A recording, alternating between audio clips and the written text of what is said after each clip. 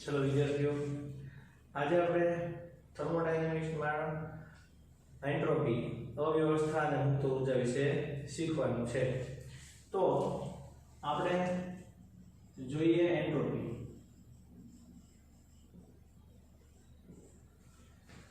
આજનો લેક્ચર પૂરો થશે પછી તમે દાખલા ગણવા માટે કેપેબલ થશો, એટલે તમને અત્યારે આખો લેક્ચર જે શીખવાડું છું એ બરાબર ધ્યાનથી સમજજો, ધ્યાનથી જોજો, કારણ કે આજે જે બધું શીખશું ને એ બધી વસ્તુઓનો ઉપયોગ છે આપણે દાખલામાં આવવાનો છે।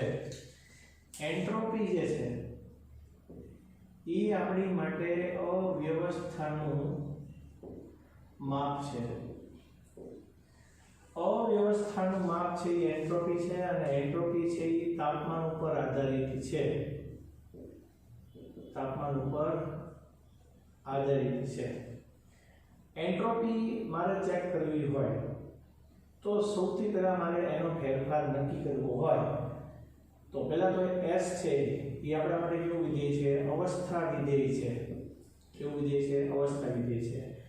જેમ H અને U એટલે H એટલે એન્થાલ્પી, U એટલે આંતરિક ઊર્જા, એ બધા આપણા માટે જેમ અવસ્થા વિધેય છે કે જે પોતે કયા પથ ઉપર આધાર રાખે છે એના પર આધાર નથી રાખતા, એટલે પદાર્થ એની સ્થિતિ મેળવે એના પર આધાર રાખે છે, કઈ રીતે મેળવે એના પર આધાર રાખતા નથી, એટલે આપણા માટે અવસ્થા વિધેય છે। આપણે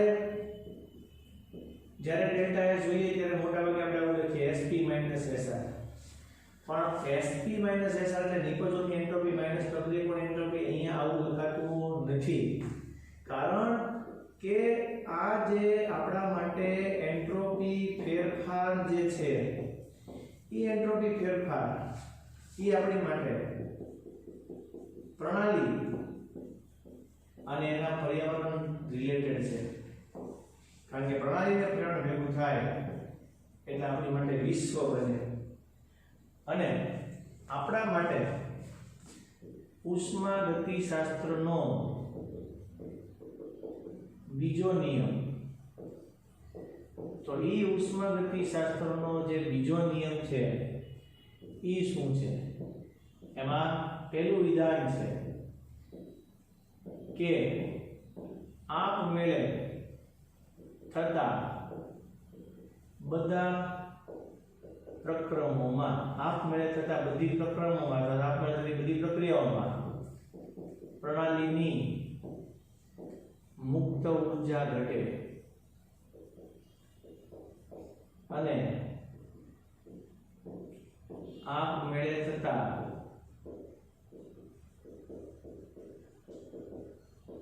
બધા પ્રક્રમોમાં વિશ્વની એન્ટ્રોપી વધે। એટલે એન્ટ્રોપી શબ્દ છે એ વિશ્વ સાથે સંકળાયેલો છે, મુક્ત ઊર્જા છે એ પ્રણાલી સાથે સંકળાયેલો છે, એટલે આપણે અહીંયા એન્ટ્રોપીની વાત કરતા હોય તો વિશ્વની વાત કરવી પડે। પ્રણાલી લખવું હોય તો આપણે આમ લખાય ડેલ્ટા S સિસ્ટમ, સિસ્ટમ એટલે પ્રણાલી, અહીંયા delta S surrounding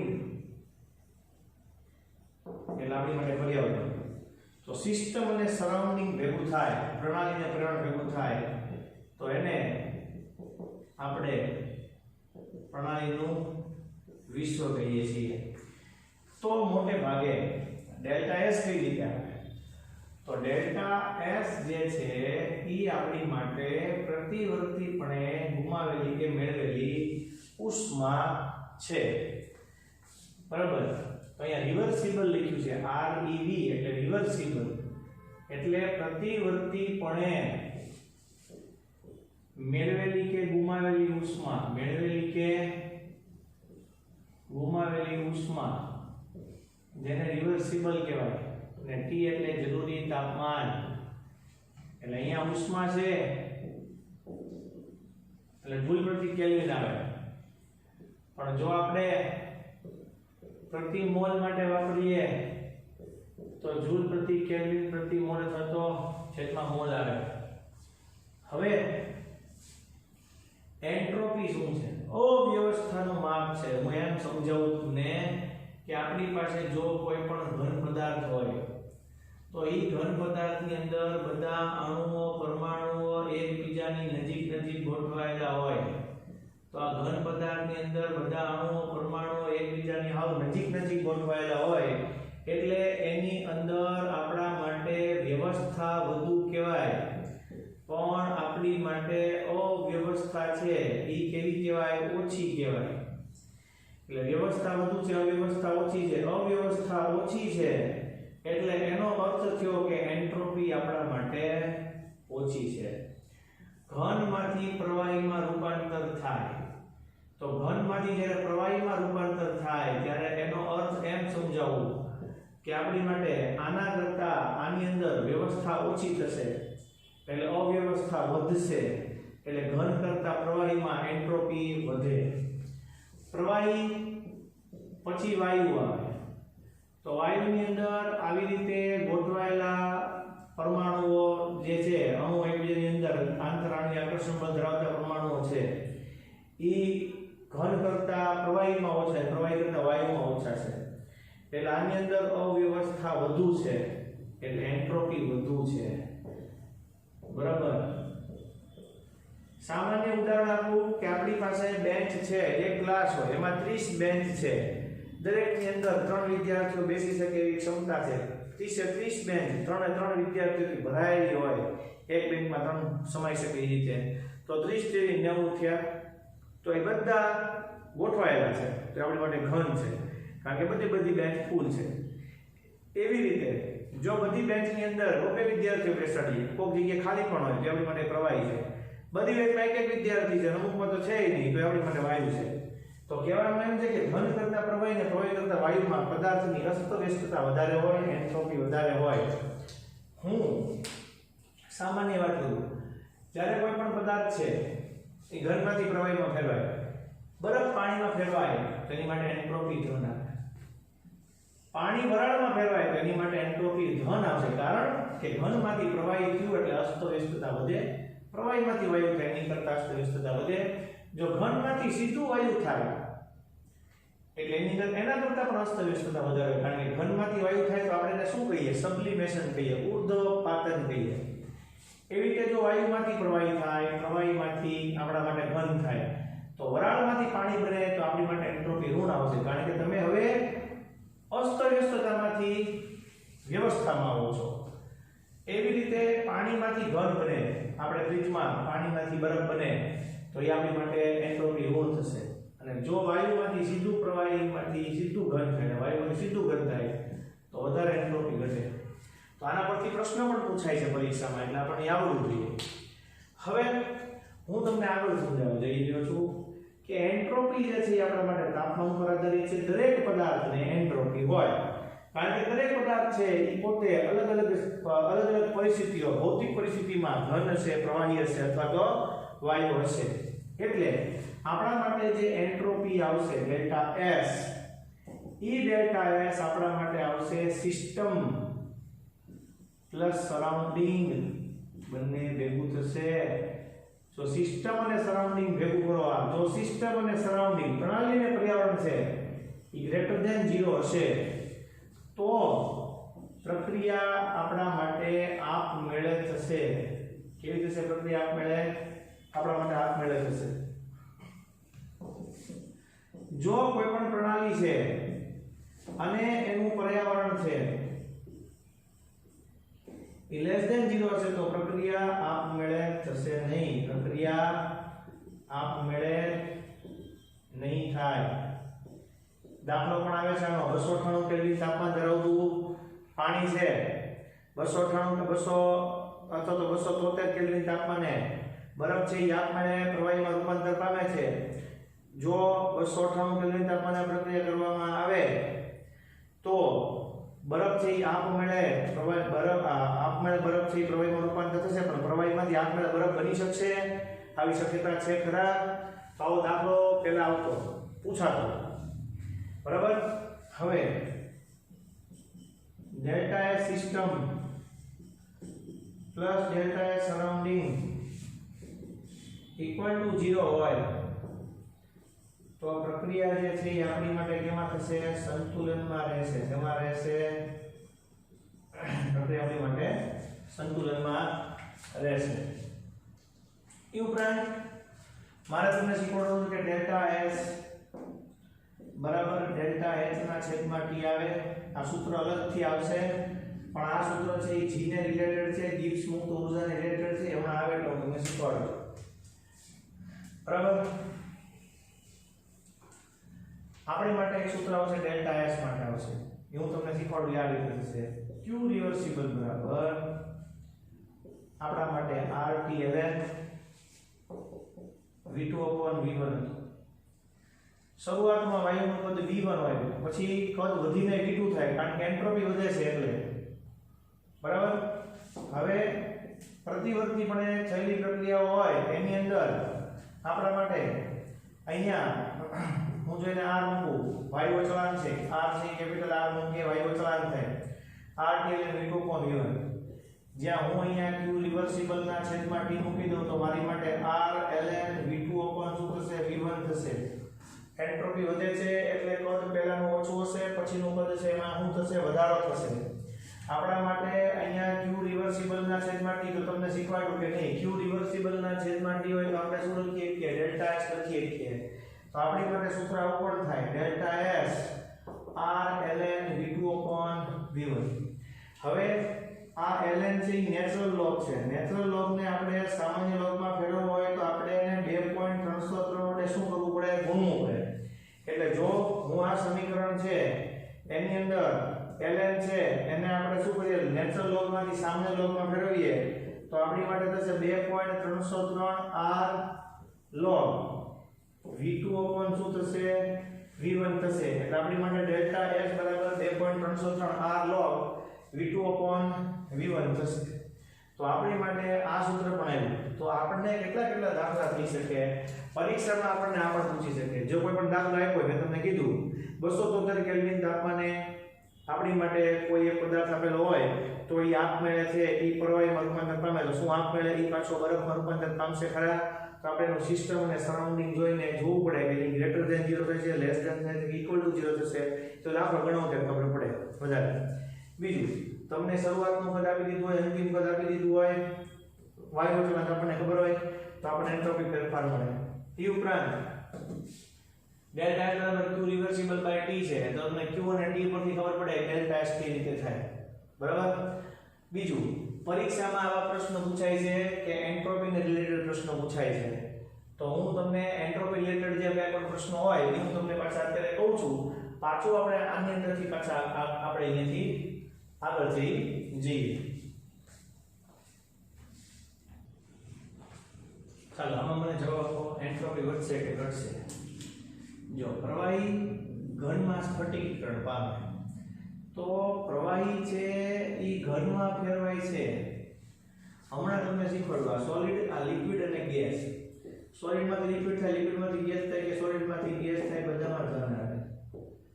liquid ગેસમાંથી liquid થાય લિક્વિડમાંથી સોલિડ થાય કે ગેસમાંથી સોલિડ થાય બધામાં શું આવશે નેગેટિવ। તો જો લિક્વિડમાંથી સોલિડ થાય તો આપણા માટે શું થાય એન્ટ્રોપીમાં શું થશે ઘટાડો થશે। શું થશે એન્ટ્રોપીમાં ઘટાડો। પછી સ્ફટિકમય ઘનનું તાપમાન 0 થી 115 કેલ્વિન થાય। સ્ફટિકમય ઘનનું તાપમાન 0 થી 115 કેલ્વિન થાય તો સ્ફટિકમય ઘન હોય એનું તાપમાન 0 થી 115 નું તાપમાન વધે, પદાર્થની અંદર આંતરરાષ્ટ્રીય આકર્ષણ બળમાં ફેરફાર થાય, આકર્ષણ બળમાં ઘટાડો થાય, ઘટાડો થશે એન્ટ્રોપીમાં વધારો થશે, તાપમાન વધે એન્ટ્રોપી વધે। કારણ કે એન્ટ્રોપી ઓવરઓલ તાપમાન ઉપર આધારિત વસ્તુ છે। તાપમાન એટલે આપણી માટે ઉષ્મા ઊર્જાનો સ્તર થાય। આપણે 0 થી 115 તાપમાન થાય એટલે આવું છે તાપમાન વધતા એન્ટ્રોપીમાં વધારો થશે। તાપમાન વધતા એન્ટ્રોપીમાં વધારો થશે। ખાવાનો સોડા સોલિડ છે, ધોવાનો સોડા સોલિડ છે, આ બંને ગેસ સ્વરૂપે છૂટા પડે। આ આપણી માટે અહીંયા ડાબી બાજુ એક સોલિડ છે, જમણી બાજુ એક સોલિડ અને બે ગેસ છે। તમે જ્યારે ધોવાના ખાવાના સોડાને ગરમી આપો છો ત્યારે એક સોલિડની સામે તમને બે ગેસ મળે છે। તો એક સોલિડની અંદર જ્યારે બે ગેસ મળતા હોય ત્યારે ડાબી બાજુ કરતા જમણી બાજુ ગેસિયસ પદાર્થોનું પ્રમાણ વધારે છે, અસ્તવ્યસ્તતા વધારે છે. અસ્તવ્યસ્તતા વધારે એટલે આપણી માટે એન્ટ્રોપી પણ કેવી જોવા મળે? વધારે જોવા મળે. આ અણુ તરીકે બે હારે જોડાયેલા હતા એટલે બંનેને એકબીજાનું આકર્ષણ બળ હતું. પણ હવે જ્યારે તમે શું કરો છો, H2 જે છે એને રૂપાંતર શેમાં કરો છો? 2H માં કરો છો. એટલે H2 નું રૂપાંતર જ્યારે 2H માં થાય એટલે આપણી માટે અણુ જે છે એ પરમાણુમાં ફેરવાય છે. એટલે આકર્ષણ બળ તોડીને પરમાણુમાં ફેરવાય છે. તો આકર્ષણ બળ તોડીને જ્યારે પરમાણુમાં ફેરવાય ત્યારે આપણા માટે એન્ટ્રોપીમાં શું થશે? ઘટાડો થશે. એન્ટ્રોપીમાં શું થશે? ઘટાડો થશે. હવે આપણે ખબર છે પ્રતિવર્તી પ્રક્રિયા આવે, અપ્રતિવર્તી પ્રક્રિયા આવે. તો પ્રતિવર્તી અને અપ્રતિવર્તી વચ્ચેનો ભેદ છે એ ડેલ્ટા S એન્ટ્રોપી છૂટો પાડી શકે, જ્યારે ડેલ્ટા U છૂટો ન પાડી શકે. ડેલ્ટા U એટલે આપણી માટે આંતરિક ઊર્જામાં ફેરફાર હતો. તો આંતરિક ઊર્જામાં ફેરફાર હોય કોઈ પણ પદાર્થ માટે તો એ અપ્રતિવર્તી પ્રક્રિયામાં થાય. આમાં તો તમે જોઈ શકો છો સોલિડમાંથી લિક્વિડ થાય, લિક્વિડમાંથી ગેસ થાય, ગેસમાંથી લિક્વિડ થાય, લિક્વિડમાંથી સોલિડ થાય. એન્ટ્રોપી વધી શકે, એન્ટ્રોપી ઘટી શકે, આવું થાય.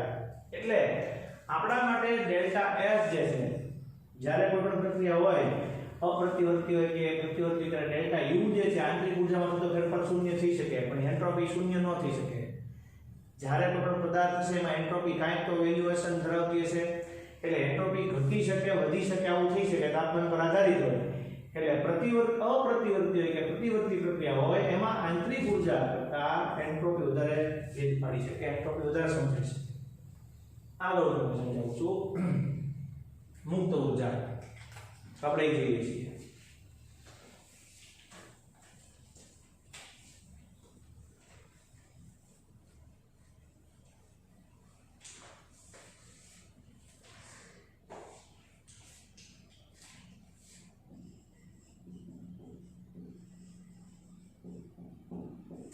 મુક્ત ઊર્જા એટલે શું? વૈજ્ઞાનિક ગિબ્સ છે, ગિબ્સ નામના વૈજ્ઞાનિકે મુક્ત ઊર્જા કેમ મુક્ત ઊર્જાને વ્યાખ્યાયિત કરવામાં આવે? મોટા ભાગની પ્રક્રિયાઓ જે છે એ ખુલ્લા પાત્રમાં અને પ્રણાલીમાં થતી હોય તો ત્યારે એમાં એન્ટ્રોપી અને એન્થાલ્પી જે છે એનાથી બધી પ્રક્રિયાઓ સમજાવી શકાતી નથી. એટલે એન્ટ્રોપી અને એન્થાલ્પી જે છે તો આપણી માટે એન્થાલ્પી અને એન્ટ્રોપી રિલેટેડ એક નવું સૂત્ર સાબિત કરવામાં જેને આપણે કીધું મુક્ત ઊર્જા એવું નામ આપીને વ્યાખ્યાયિત કરવામાં આવ્યું. એટલે મોટાભાગની રાસાયણિક પ્રક્રિયાઓ જ્યારે ખુલ્લા પાત્રમાં અચળ દબાણ અને અચળ તાપમાને થતી હોય તો ત્યારે અચળ તાપમાન અને અચળ દબાણે થતી હોય, અચળ દબાણે થતી હોય તો એન્થાલ્પી આવે, બરાબર. તાપમાન અનુસાર એન્ટ્રોપીમાં ફેરફાર થતો રહેતો હોય છે, બરાબર. એટલે આપણને એનું ચોક્કસ મૂલ્ય મળતું નથી. એટલે એક નવું અવસ્થા વિધિ વ્યાખ્યાયિત કરવામાં આવ્યું અને એ નવું અવસ્થા વિધિ આપણી માટે આવ્યું છે G. તો G બરાબર આવે છે H - Ts. તો આ જે G જે છે એને આપણે જો ડેલ્ટા આપવું હોય, ફેરફાર આપવું હોય તો ડેલ્ટા G બરાબર ડેલ્ટા H જે તાપમાન અચળ છે T ડેલ્ટા S આવશે. આ ડેલ્ટા G છે એ આપણા માટે મુક્ત ઊર્જામાં થતો ફેરફાર છે. ખૂબ જ અગત્યની વસ્તુ છે, તમે ખૂબ ધ્યાનથી જોજો. આ એન્ટ્રોપીમાં ફેરફાર છે, આ એન્થાલ્પીમાં ફેરફાર છે, અહીંયા તાપમાન છે. ડેલ્ટા G જે છે એ આપણી માટે કોઈ પણ પ્રક્રિયા સ્વયંસ્ફુરિત થશે કે નહીં જાણવા માટે અગત્યનું છે. કોઈ પ્રક્રિયા આપમેળે થશે કે નહીં, કોઈ પ્રક્રિયા આપમેળે થશે કે નહીં જાણવા માટે ડેલ્ટા G ખૂબ જ અગત્યનું છે. કારણ કે કોઈ પણ પ્રક્રિયા થશે એની માટે ડેલ્ટા G નું મૂલ્ય ઋણ આવશે. ડેલ્ટા G નું મૂલ્ય જો ઋણ આવે તો પ્રક્રિયા આપણી માટે કેવી થાય? આપમેળે થાય. પણ હવે કેમ થશે આપણે આગળ જોવું છે. હવે આવું પણ કહેવાય કે ડેલ્ટા G ની વેલ્યુ જો 0 થઈ જાય તો ડેલ્ટા G ની વેલ્યુ 0 થાય એટલે પ્રક્રિયા શેમાં હશે? સંતુલનમાં હશે. શેમાં હશે? સંતુલનમાં હશે. હવે જો મારે તમને ડેલ્ટા S માટે બીજા સૂત્ર તારવવાના છે પણ આના પરથી તારવી શકાય. મુક્ત ઊર્જા પરથી જ આપણે તારવી શકીએ, બરાબર. તો આપણી માટે મુક્ત ઊર્જા એ એક એવું વિધેય છે કે જો તમે મુક્ત ઉર્જાને શું કામ વ્યાખ્યાયિત કર્યું, મેં તમને કીધું કે મોટા ભાગની પ્રક્રિયાઓ જ્યારે ખુલ્લા પ્રણાલીમાં અચળ તાપમાને અચળ દબાણે થતી હોય ત્યારે બધી પ્રક્રિયાઓને આપણે એટલી એન્થાલ્પી અને એન્ટ્રોપીથી વ્યાખ્યાયિત કરવા મુશ્કેલ બને, એટલી એન્ટ્રોપી અને એન્થાલ્પીથી આપણે વ્યાખ્યાયિત કરવા મુશ્કેલ બને એટલે એની માટે નવું વિધેય આવ્યું જે અવસ્થા વિધેય છે, જેને આપણે g બરાબર h - ts તરીકે લખીએ છીએ। તો આપણે એનો ફેરફાર લઈએ તો આપણી માટે ડેલ્ટા g આવે, ડેલ્ટા g બરાબર ડેલ્ટા h માઈનસ શું થશે t ડેલ્ટા s। તો આ ડેલ્ટા g નું મૂલ્ય જો આપણી માટે ઋણ આવે તો પ્રક્રિયા કેવી થશે આપણી માટે આપમેળે થશે, બરાબર। જો ડેલ્ટા 0 આવે, g 0 આવે તો સંતુલનમાં હોય, પણ મારે તમને એમ કહેવું હતું કે મારે જો ડેલ્ટા s ના અલગ સૂત્ર તારવવા હોય તો આપણી માટે શું હતું ઉષ્માગતિશાસ્ત્રમાં બીજો નિયમ, એમાં શું કીધું હતું મુક્ત ઊર્જા માટે આપમેળે થતા બધા પ્રક્રિયાઓમાં પ્રણાલીની મુક્ત ઊર્જા ઘટે, એટલે મુક્ત ઊર્જા ઘટે આપમેળે થતા બધા પ્રક્રિયાઓમાં, જો શબ્દ સાંભળો, આપમેળે થતા બધા પ્રક્રિયાઓમાં પ્રણાલીની મુક્ત ઊર્જા ઘટે એટલે પ્રક્રિયા છે આપણી માટે ડેલ્ટા g નું મૂલ્ય ઋણ આવે અને પ્રક્રિયા આપણી માટે આપમેળે થાય। જો એવું શક્ય બને આપમેળે થાય તો એ માટે પાછા બીજા સૂત્ર છે એટલે મારે તમને એમને હવામાં ન કહેવું પડે, સમજાવો। કારણ ડેલ્ટા g આધારિત બીજા ઘણા સૂત્રો છે। આવું સૂત્ર આવે છે delta g = -RT ln k, delta g મુક્ત ઊર્જામાં થતો ફેરફાર E સંતુલન અચળાંક સાથે સંબંધ ધરાવે છે। આને મારે કેવું હોય તો આમ કહેવાય મુક્ત ઊર્જામાં થતો ફેરફાર, મુક્ત ઊર્જામાં ફેરફાર, મુક્ત ઊર્જામાં થતો ફેરફાર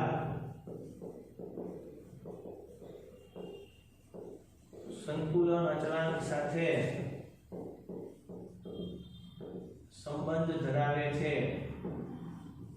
એટલે આના પરથી ઘણું બધું લખી શકાય પાછું, કારણ કે ડેલ્ટા g ની વેલ્યુ જો 0 ઋણ હોય તો ત્યારે k > 1 આવે, સંતુલન અચળાંકની કિંમત k 1 કરતા વધારે હોય ત્યારે આપણી માટે નિપજોની સંખ્યા વધારે હોય એટલે પ્રક્રિયકો કરતા નિપજો આપણને વધારે થાય। જો ડેલ્ટા g ની વેલ્યુ ધન આવે તો k < 1 હોય તો k < 1 તો નિપજો કરતા પ્રક્રિયકો વધારે હોય, અને જો ડેલ્ટા g 0 આવે તો આપણી માટે k બરાબર 1 આવે અને k બરાબર 1 આપણી માટે થશે તો આપણી માટે પ્રક્રિયા છે ઈ શેમાં રહેશે સંતુલનમાં રહેશે, શેમાં રહેશે સંતુલનમાં રહેશે। તો જો આપણી માટે ડેલ્ટા g ની વેલ્યુ ઋણ હશે તો k > 1 થશે, નિપજો આપણને વધારે મળશે, g ની વેલ્યુ પ્લસ થશે કે < 1 થશે, પ્રક્રિયકો આપણા માટે વધારે થશે, ડેલ્ટા g ની વેલ્યુ 0 હશે કે = 1 હશે તો આપણી માટે પ્રક્રિયા શેમાં રહેશે સંતુલનમાં રહેશે। મારે તમને એના પરથી આ શીખવાડવું છે, આ બધું પરીક્ષામાં MCQ માટે ઇમ્પોર્ટન્ટ જ છે। હવે આ સમજાવવું છે સૌ ધ્યાનથી સમજો, કારણ કે આના પરથી MCQ પૂછાયેલો છે કે આ ડેલ્ટા g નું આમ નામ રાખું છું, RT નું આના છેદમાં લઈ જાઉં છું, આ માઈનસ રહેશે અને અહીંયા ln k રહેશે, હું આ માઈનસ નિશાની કાઢી નાખું છું અને આને કોમન લઈ અને અહીં આપું છું, આ મારી માટે ln k છે। મારે અહીંયા k ને સૂત્રનો કરતા બનાવવો હોય, k ને અચળાંક તરીકે લેવો હોય તો અહીંયાથી ln નીકળી જશે અને આપણે એને એક્સપોનેન્શિયલ ફંક્શન આપવું ઘાતાંક વિધેયમાં આવશે, આવું તમને મેં કીધું હતું, બરાબર। તો અહીંયા હું આને k ને રાખું છું અને એક્સપોનેન્શિયલ ફંક્શન દાખલ કરું છું, ln ને કાઢી નાખું છું, ln ને કાઢી નાખું તો આપણી માટે આવશે અહીંયા k બરાબર e - ડેલ્ટા g /RT। તો આ જે k છે ઈ આ છે અને પરીક્ષામાં પૂછાય છે કે નીચેમાંની સંતુલન અચળાંક માટે શું સાચું છે। જો ડેલ્ટા g ની વેલ્યુ ઋણ હોય તો k > 1 છે, તો k > 1 એટલે એનો અર્થ એવો થાય કે delta g e delta g /RT > 1 આમ પણ લખાય, કારણ કે આ k > 1 જ છે, k < 1 છે તો હું આની માટે આવું લખી શકું - ડેલ્ટા g /RT < 1 આમ પણ લખી શકું e ડેલ્ટા g = k = 1 પણ થાય। હવે પરીક્ષામાં કઈ રીતે બધા પ્રશ્નો પૂછાય છે, નીચેનામાંથી કઈ પ્રક્રિયા આપમેળે થશે, તો આપમેળે થશે એટલે તમારી માટે જો ડેલ્ટા g બરાબર સૂત્ર છે delta h - t delta s, આના પરથી સૂત્ર છે ડેલ્ટા g બરાબર delta h - t delta s। જો પ્રક્રિયા આપણી માટે સંતુલનમાં હોય ડેલ્ટા g બરાબર 0 થશે અને ડેલ્ટા g બરાબર 0 થાય તો delta h minus t delta s થશે. તો આપણે ડેલ્ટા h નામ રાખીએ તો અહીંયા હું t ડેલ્ટા s લઈ લઉં અને આ t ને સૂત્રનો કરતા બનાવું તો ડેલ્ટા h ના છેદમાં ડેલ્ટા s થાય.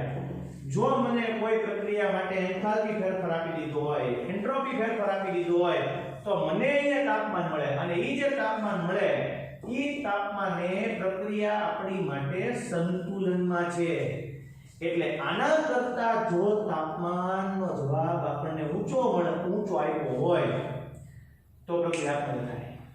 હું બોલી પરિવાર ધ્યાન આપજો, હું કહેવા માંગુ છું એ ધ્યાન આપજો. કોઈ એક પ્રક્રિયા આપણને આપી છે એમ કીધું છે કે આ પ્રક્રિયા કયા તાપમાને આપમેળે થશે, કયા તાપમાને આપમેળે થશે. તો પહેલા મેં ડેલ્ટા g માટે 0 ધારી લીધું. ડેલ્ટા g માટે 0 ધારી લો એટલે પ્રક્રિયા મારી માટે સંતુલન તો થશે જ તે. તો અહીંયા 0 છે. આ માઈનસ t ડેલ્ટા s માં બાજુ લઈ લો. t ને સૂત્રનો કરતા બનાવો તો ડેલ્ટા h ના છેદમાં ડેલ્ટા s આવશે.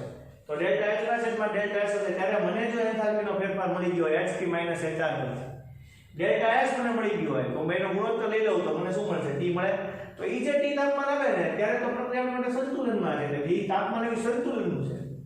એટલે આના કરતા ઊંચું તાપમાન ગમે ઈ થશે, ગમે ઈ ત્યારે પ્રક્રિયા આપણી માટે કેવી થશે? આપમેળે થશે. સમજાણું? આવા દાખલા 2 થી 3 વાર નીટમાં જેડવલી પૂછાઈ ગયા છે. એટલે મેં તમને કહ્યું. હવે આગળ જો આપણી માટે આવી રીતે t બરાબર ડેલ્ટા s ના છેદમાં ડેલ્ટા s તો આના પરથી ડેલ્ટા s ના 3 સમીકરણો મળે છોકરાઓ. 3 અલગ અલગ સમીકરણો મળે. જો હું ડેલ્ટા s અહીંયા લખું છું તો આ t અહીંયા આવશે. ડેલ્ટા s ને હું અહીંયા લખું છું તો t આના છેદમાં આવશે. તો આ ડેલ્ટા h ના છેદમાં t થશે. અહીંયા ડેલ્ટા h ના છેદમાં t, અહીંયા હું ડેલ્ટા h ના છેદમાં t લખું છું. કેમ આટલી બધી વાર લખ્યું? કારણ કે જો ડેલ્ટા h માટે કોઈ પદાર્થ ઘનમાંથી પ્રવાહીમાં ફેરવાતો હોય તો એનું ગલન થયું કહેવાય. ગલન થયું કહેવાય એટલે આપણે અંગ્રેજીમાં ફ્યુઝન કહેવાય. તો ડેલ્ટા h ફ્યુઝન માટે ડેલ્ટા h ફ્યુઝનના છેદમાં t આવે. એટલે આ સૂત્ર જે છે એ કોઈ પ્રવાહી માટે હોય, ઘનમાંથી પ્રવાહીમાં રૂપાંતર થતું એની માટે હોય તો ડેલ્ટા s બરાબર ડેલ્ટા h ના છેદમાં t પણ એની ગલન માટે. એવી રીતે કોઈ પ્રવાહી છે એનું રૂપાંતર વાયુમાં થયું હોય એટલે વેપરાઇઝેશન થાય. વેપરાઇઝેશન એટલે ગેસમાં રૂપાંતર થાય. તો આ સૂત્ર મારી માટે આવી રીતે આવે. ડેલ્ટા s વેપરાઇઝેશન બરાબર ડેલ્ટા h વેપરાઇઝેશન ના છેદમાં t આવે. એવી રીતે જો કોઈ પણ પદાર્થ છે એનું ઘનનું રૂપાંતર સીધું વાયુમાં થાય તો ઘનનું રૂપાંતર વાયુમાં થાય તો આપણે એને સબ્લિમેશન કહેવાય, ઉર્ધ્વપાતન કહેવાય. તો અત્યારે આપણી માટે અહીંયા ડેલ્ટા SUV બરાબર ડેલ્ટા h ના છેદમાં t આવશે. SUV સબ્લિમેશન માટે, ઉર્ધ્વપાતન માટે. આટલી વસ્તુ પહેલા ક્લિયર થઈ ગઈ. આટલું પહેલા તમને આવડવું જોઈએ.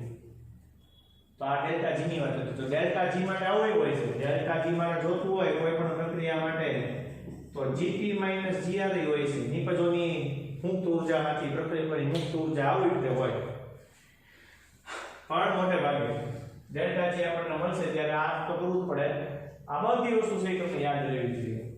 હવે ડેલ્ટા g માટે અલગ અલગ સૂત્રો બીજા છે તો આપણે એ જોતા જવા છે. હું તમને સમજાવતો જાઉં અને પછી આપણે ઉષ્માગતિશાસ્ત્રનો ત્રીજો નિયમ છે એ જોવો છે. પહેલા આપણે આટલું જોઈ લેવું પડે, આપણને આટલું આવડી જવું જોઈએ. તમારે આ લખી રાખવાનું તૈયાર કરવા માટે.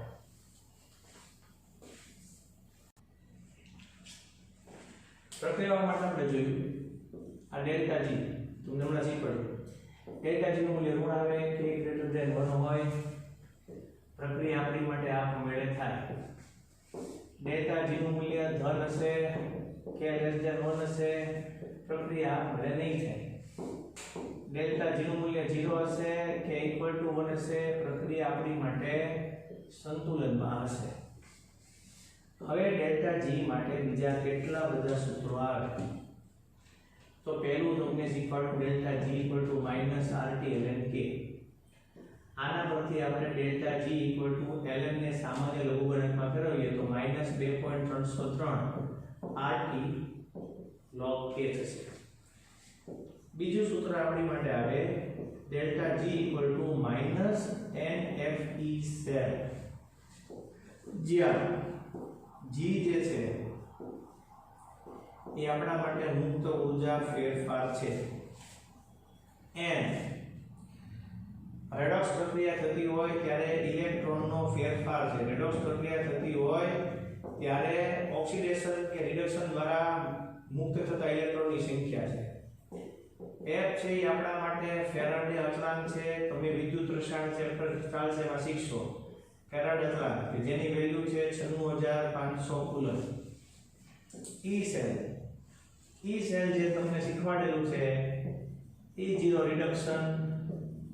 Reduction cathode minus anode or E0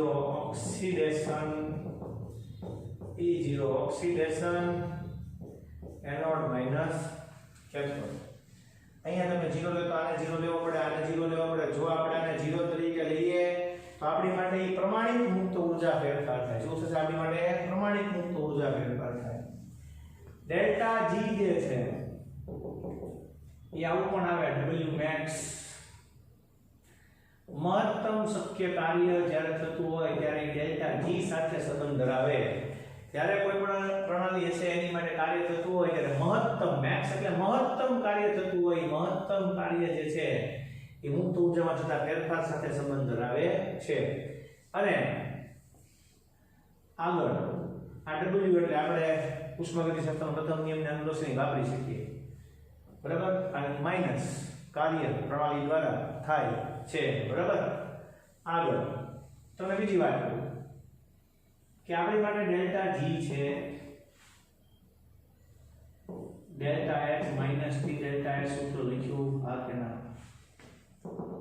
delta G = minus NAT cell લીધું માટે બીજું કરો એટલે બીજું સૂત્ર આવી જાય આપણે વાત કરીએ ઉષ્માગતિશાસ્ત્રના બીજા નિયમની મર્યાદાઓની કે ઉષ્માગતિશાસ્ત્ર છે એના બીજા નિયમની શું મર્યાદા છે પ્રક્રિયા થાશે કે નહીં જાણી શકીએ પ્રક્રિયા આપણે થશે કે નહીં આપણે જાણી શકીએ અને સંતુલન અચળાંક છે એ આપણે ગોતી શકીએ છીએ શું ગોતી શકીએ આપણે સંતુલન અચળાંકની પણ આપણે શું કરી શકીએ ગણતરી કરી શકીએ અને જેમ તમને સૂત્ર શીખવાડતું કે delta S = R ln V2/V1 તમે અહીંયા 2.303 R log V2 શું કરશો V1 એમ અહીંયા ડેલ્ટા G માટે nRT ln V2/V1 ની બદલે અહીંયા P2/P1 થશે તમારા માટે પ્રક્રિયા આવશે એ પ્રક્રિયા છે એની માટે તમને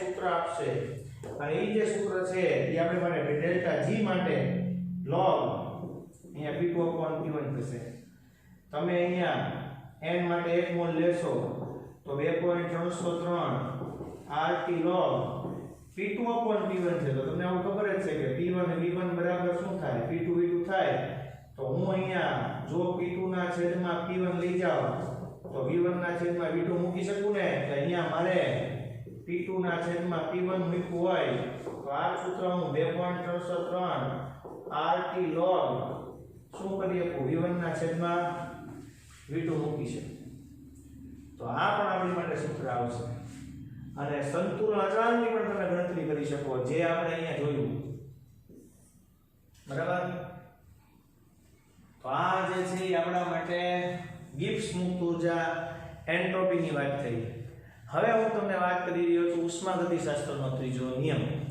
ઉષ્માગતિશાસ્ત્રનો ત્રીજો નિયમ એમ કહે છે કે નિરપેક્ષ શૂન્ય તાપમાને કોઈ પણ શુદ્ધ સ્ફટિકમય પદાર્થ હોય એની એન્ટ્રોપી કેવી હોય શૂન્ય હોય હવે પહેલી વાત છે કે નિરપેક્ષ શૂન્ય તાપમાન એટલે -273 સેલ્સિયસ 0 કેલ્વિન હવે 0 કેલ્વિન તાપમાન થાય -273 ડિગ્રી સેલ્સિયસ તાપમાન કોઈ દિવસ પોસિબલ જ નથી જો એ પોસિબલ હોય તો કોઈ પણ પદાર્થની એન્ટ્રોપી છે શૂન્ય હોય કોઈ પણ શુદ્ધ સ્ફટિકમય પદાર્થ હોય એની એન્ટ્રોપી આપણી માટે કેવી હોય શૂન્ય હોય પણ એ નિરપેક્ષ શૂન્ય તાપમાન શક્ય છે નથી એટલે નિરપેક્ષ શૂન્ય તાપમાને સંપૂર્ણ શુદ્ધ સ્ફટિકમય પદાર્થની એન્ટ્રોપી શૂન્ય હોય પણ એટલું તાપમાન શક્ય નથી કોઈ પણ પદાર્થ હોય એની ગતિ ઊર્જા બિલકુલ નહીં હોય આંતરિક ઊર્જા છે હાવ 0 ન થાય એન્ટ્રોપીમાં ફેરફાર 0 થાય તો એન્ટ્રોપી જે છે એ આપણે તમને વાત કરી પ્રમાણે મોલર એન્ટ્રોપી હોય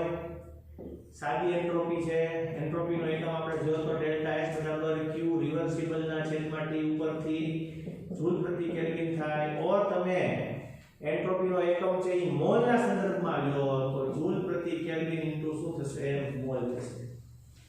મોલર એન્ટ્રોપી એટલે એકમ મોલમાં લખાય છે, એને SM પણ બોલાય. માથે મીંડું હોય તો એને પ્રમાણિત મોલર એન્ટ્રોપી કહેવાય. ખાલી એને SM લખેલું હોય તો એ મોલર એન્ટ્રોપી, માથે મીંડું હોય તો એ પ્રમાણિત મોલર એન્ટ્રોપી છે. એટલે 298 કેલ્વિન તાપમાન એક વાર પ્રમાણ થાય. નિયમ નંબર 3 મેં તમને કીધું કે કોઈ પણ પદાર્થ છે 0 કેલ્વિને છે એટલે -273 સેલ્સિયસ છે ત્યારે પદાર્થ માટે નિરપેક્ષ શૂન્ય તાપમાન હોય ત્યારે પદાર્થની એન્ટ્રોપી કેવી હોય શૂન્ય હોય, પણ નિરપેક્ષ શૂન્ય તાપમાન પોસિબલ નથી એટલે પદાર્થની એન્ટ્રોપી શૂન્ય થવી શક્ય નથી, પણ જો આવું શક્ય બને તો આવું હશે. અને જ્યારે આવું થાય ત્યારે મેં તમને કીધું કે પદાર્થ છે એની ગતિ ઊર્જા કે પદાર્થ હોય એમાં હાવ સ્થિર ન હોય, ક્યાંક કણોની ગતિ હોય, પણ ક્યારે ગતિ ઊર્જા બિલકુલ નહીવત હોતી નથી એવું થાય. પણ એટલે આ વસ્તુ અત્યારે હાલ પૂરતી પોસિબલ નથી, કારણ કે એટલું તાપમાન પૃથ્વી પર પોસિબલ નથી. એટલે નિરપેક્ષ શૂન્ય તાપમાન થવાની પણ જો થાય તો આ વસ્તુ હોઈ શકે. તો એની માટે ત્રીજો નિયમ આપેલો છે. તો આપણે મોટાભાગની થિયરીઓ પૂરી કરીએ છીએ અને બાકીનું જે કંઈ પણ તમને લખાણવાળું હશે એ તમને હું લખાવી દઈશ અથવા તો હું તમને આપી દઈશ. હવે આપણે દાખલાઓ પર જોવું છે અને દાખલાઓ છે આપણે આના પછીના લેક્ચરમાં જોશું અને દાખલાઓ જોશું ત્યારે આરે હું તમને સમજાવતો જઈશ કઈ રીતે આપણે દાખલા ગણતા જોશું. બરાબર? ચાલો આટલું તમારે જે મેં બોર્ડ ઉપર લખ્યું છે એ તમારે સમજીને લખવાનું છે 2 વખત. બરાબર? Okay, thank you.